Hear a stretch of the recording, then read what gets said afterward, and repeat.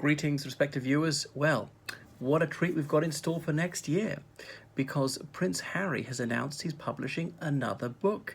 And guess what the subject is? Well, mainly Prince Harry, a man so vain at the age of, is it 36, without any achievements really.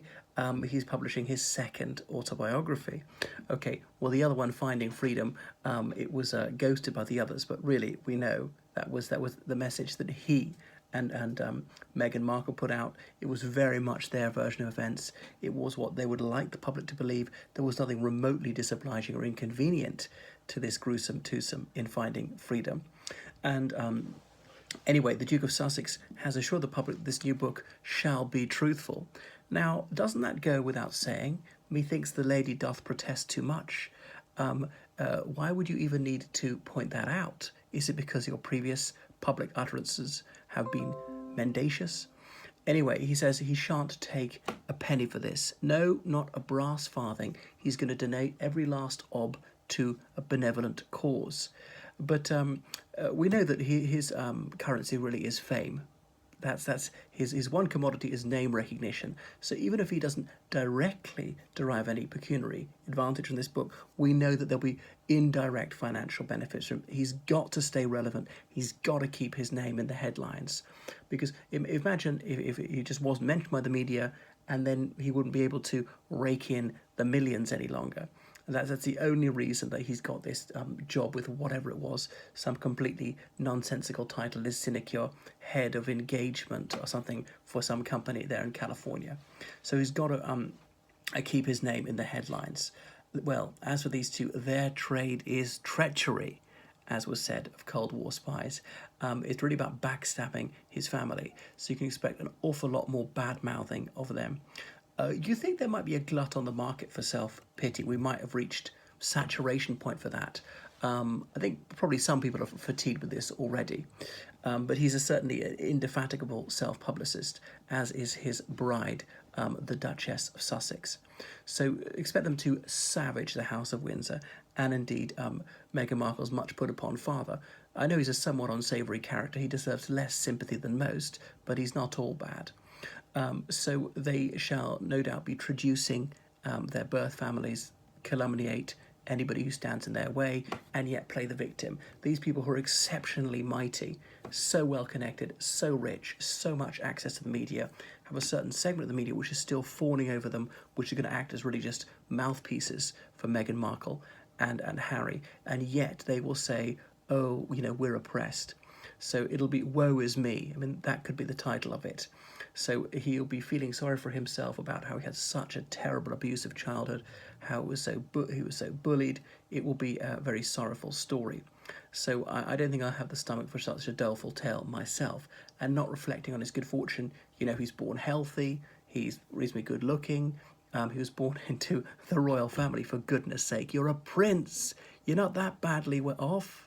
He's not even that stupid. Okay, he's maybe mid-level academically, and he has millions and millions of pounds, brought up in the most obscene opulence, inherited several £1 million from his mother when he grew up, and then given several £1 million every year of taxpayers' money.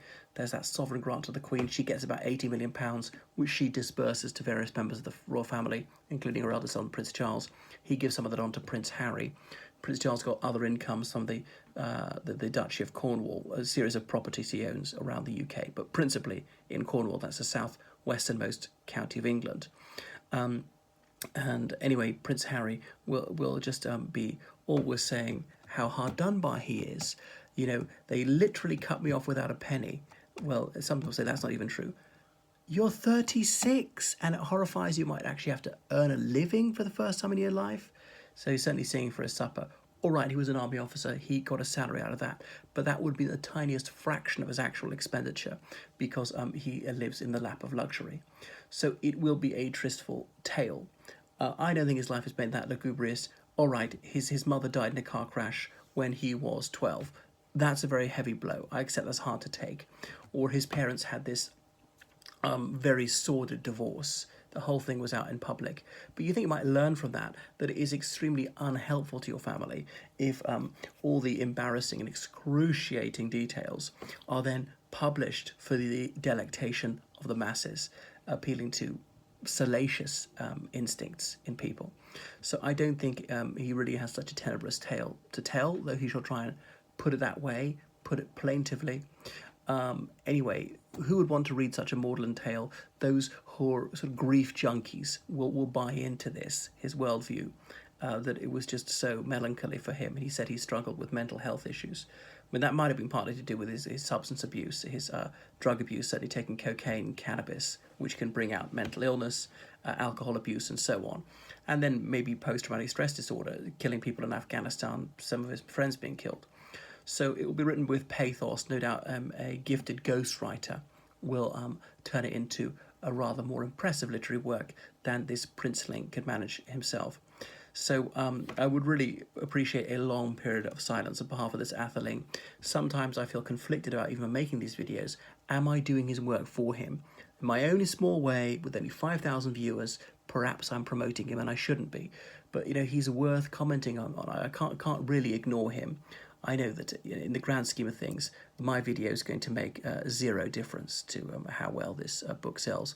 I would urge you not to purchase it because of its sheer predictability. So I would think it'd be a rather tedious read.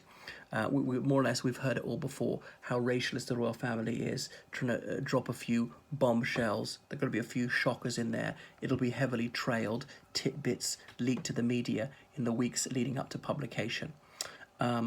So that's it, and no doubt Meghan will be in there. And then will suggest he has some fellow feeling for the wretched of the earth, because he is an outcast too, and he knows the heartache of whatever it is, because he was lovelorn and shunned, spurned, rejected, all the rest of it, and came from a broken home. And as I recognise, he did have a somewhat difficult upbringing. In other ways, it was exceptionally good, because he had everything a child could possibly dream of in material terms. And his father's not that bad, but he'll never say a bad word about his mother. I suppose this is a version of events he can tolerate. Can't bring himself to recognise that she had her flaws, that she partly messed up in the situation. She was a nasty piece of work in her own way. She disseminated this malicious, bogus rumour that Prince Charles had an affair with the children's nanny, with Tiggy Leg Burke, impregnated her, that she had an abortion of Prince Charles's baby, and so on, which, and all informed people say that's absolute nonsense. So she could be malevolent as well. Her decanonization is long overdue. This saintly halo should be removed from her. She should no longer have an aura of complete beneficence.